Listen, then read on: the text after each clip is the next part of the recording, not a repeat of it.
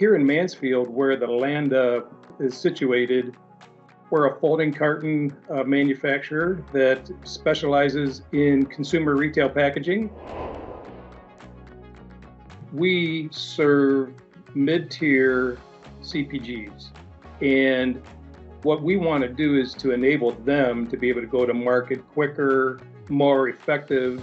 And so what Landa does for us is exactly that. We can do whether it be short runs, personalization, regional promotions.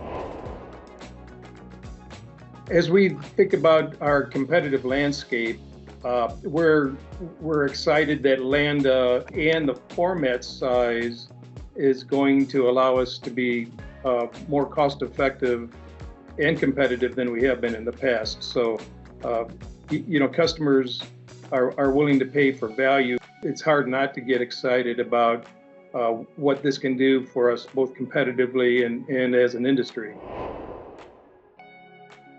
It will be a game changer for our customers, and that especially as we start dealing with more emerging brands and helping them get to market more effective and faster. So, it's interesting. We have these debates amongst ourselves all the time.